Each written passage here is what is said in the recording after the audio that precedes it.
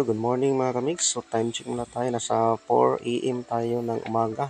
So dito tayo ngayon sa Katarman kasi ito yung actual fishing activity natin sa project ng Saad.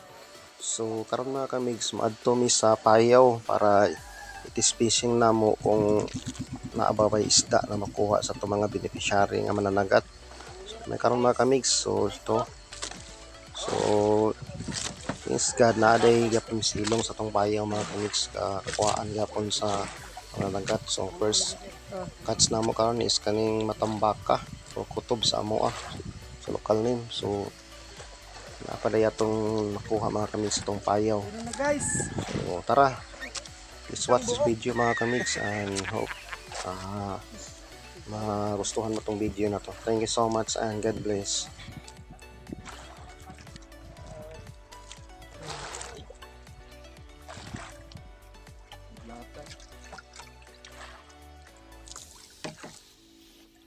May huli na naman.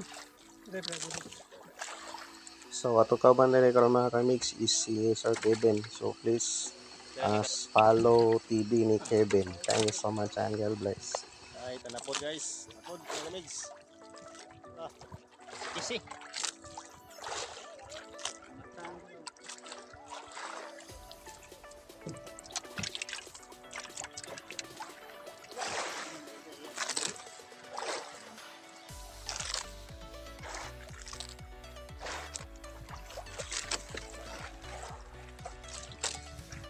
Uy! Uy naman. Apit. Apit na kaulit sila mula. Good morning again mga kamigs. Thank you so much for watching this video. And then time check ulit tayo. Nasa 5:30 na tayo ng umaga. Nag-start tayo kanina mga kamigs is alas 4 ng madaling araw. Ito na pala yung huli natin. Nasa around 2 kilos mahigit na to. And before matapos tong video, gusto natin mapasalamat mga kamigs sa mga kasama natin dito sa journey na to sa ating fish fishing.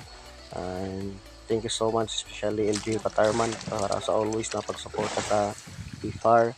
And then thank you din sa Philippine Coast Guard na kasama natin dito ngayon para maging safe yung journey natin papunta dito sa payaw ng Saad.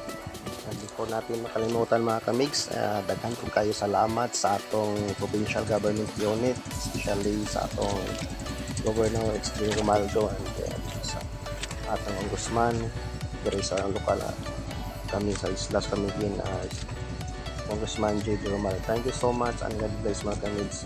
Ngayong oras mga kamigs is pauwi na tayo. Alas 6 na tayo, alas 6 na umaga na to, pauwi na kami para makapagpahinga naman. Thank you so much for watching mga kamigs. Please like and follow. Thank you so much. God bless.